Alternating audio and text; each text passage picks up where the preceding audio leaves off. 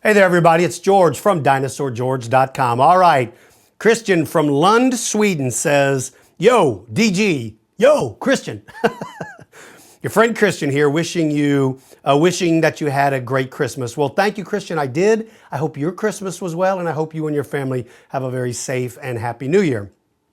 I was wondering, where does the limit go where one species separates into two species? Take T-Rex and its closest ancestor. How much similarity does his ancestor need to have in order to be counted as a T-Rex? Where does the limit of two species go in order to count them as two different species? I hope you understand what I mean, and thank you for answering this question, and I felt really honored that you answered my first one. Well, Christian, I'm very honored that you took the time out to write to me, and so I understand your question completely. Here's the deal. When you look at dinosaurs, as we look at dinosaurs and classify them, we classify them based on how similar they are to one another, and that similarity goes farther and farther. For instance, if you stand on two legs and you eat meat and you're a dinosaur, then you belong to the big family called the theropods. And then from there, you start to narrow it down. Think of it the way we name dogs. All dogs belong to the greater family of dogs, or canids. And then from there, you start recognizing that some are more similar to others. So a Great Dane is more closely related to a German Shepherd than a Chihuahua is, because their body design is different and there's more similarities. Well, the same with dinosaurs.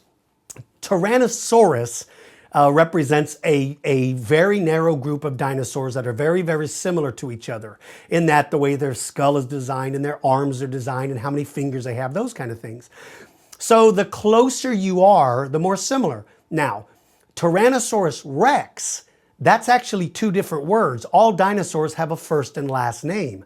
Some dinosaurs can have the name Tyrannosaurus, but they can have a different last name like Rex because they're a little bit different. Let's take, for instance, Stegosaurus.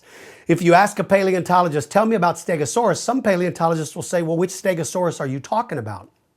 Are you talking about Stegosaurus undulatus? Are you talking about Stegosaurus armatus? Are you talking about Stegosaurus longispinus? Or are you talking about Stegosaurus stenops?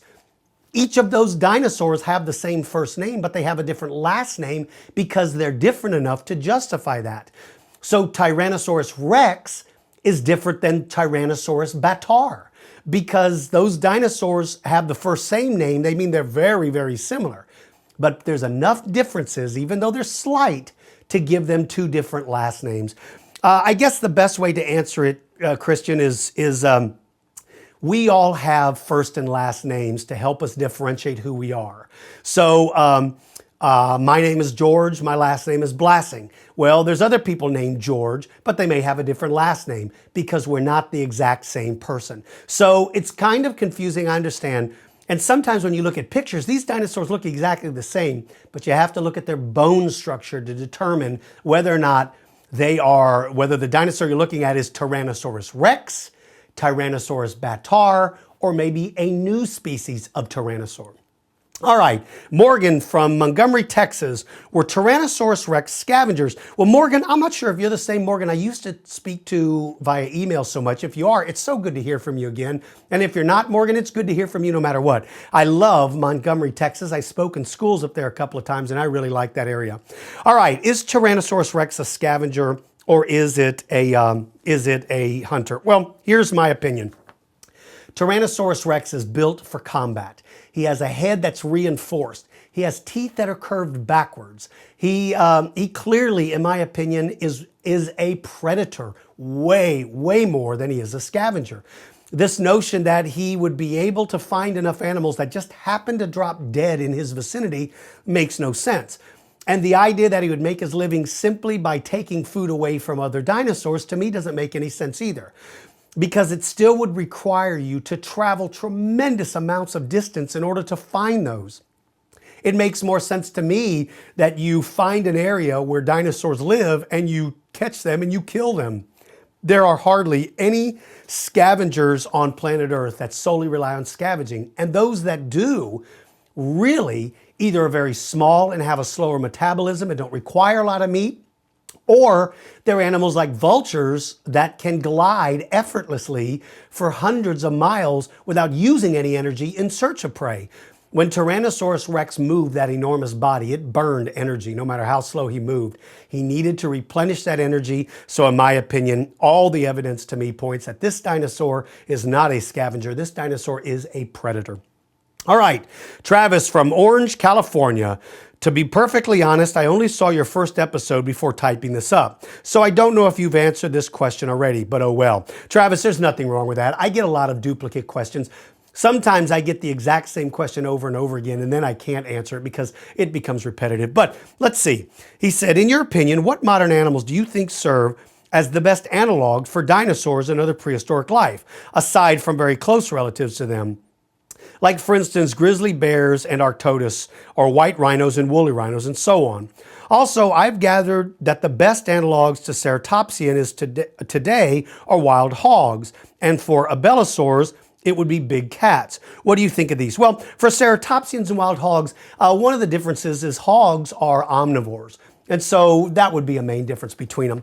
When you look at dinosaurs and you look at animals today and you try to figure out, okay, what animals best represent what dinosaurs were? Well, the obvious would be, obviously, it would be birds to the predators because their body design is so similar. But I think a good analogy for the sauropods would be giraffes or elephants for that matter, because they both have that gigantic body and they both rely on the same basic food source. For raptors, I think a good analogy for raptors, in all honesty, would be an animal like a wolverine. As a matter of fact, one of my good friends, Becca, I think is half Wolverine. But anyway, sorry, Leprechaun, I know you're going to kill me for that. And you don't want the Wolverine to come out. So there are a lot of animals out there today that I think are good analogies. I think tigers would be a good representation of Tyrannosaurus Rex. What else? I think rhinoceros would be a good analogy for the ceratopsians. There's a lot of them out there, and I think that'd be kind of cool. What about porcupines and stegosaurus? I don't know. That may be a stretch, but it's kind of fun anyway. All right, Travis, I enjoyed that question. Okay, Nick from Cleveland, Ohio says, Dear Dinosaur George, this is Nick. Nick, it's always good to hear from you, my buddy. Thanks for answering my previous questions. It's my pleasure, Nick. I'm glad I was able to. He says, I really appreciate it. Anywho, I don't know why I find that so funny, but it's funny. Anywho, which do you think was the top predator during the late Triassic period? Wow. I got to tell you something. This is a tough one, buddy. This is a tough one. I'll be honest with you. I think your question about was it the phytosaurs or where was it like Parasuchians? I gotta be honest with you, my friend. Nick, I am not that familiar with the early Triassic critters. I focused my attention mostly on dinosaurs and then Pleistocene mammals and Miocene creatures and that kind of stuff. You got me, buddy. I don't know. I don't know. I would have to rely on you to be able to answer that for me. All right, finally, Juan Yu from Georgetown, Penang, Malaysia. He says, Merry Christmas, DG. Merry Christmas to you too, buddy. He says, is Jane the dinosaur a Nanotyrannus or a Tyrannosaurus Rex? Well, here's my opinion about Jane. I know that there are some people that try to convince the world that Jane is a juvenile Tyrannosaurus Rex. I believe it's either because they've not seen the evidence that I've had the chance to look at, which is Tinker, a true juvenile Tyrannosaurus Rex, or it could be that maybe by announcing that it's a baby T-Rex that gives you more attention. And unfortunately, I hope that's not the case, but who knows? I've looked at the replica of Jane, and clearly Jane has nothing in common with Tinker, who's about the same size, but is a true juvenile Tyrannosaurus Rex. All right, everybody, it's always good hearing from you. I wish you all a happy new year. Take care of yourselves and the people around you. And for you little guys out there, you make sure to practice your reading and always use good manners in everything you do. Until next time, take care, everybody. I'll see you.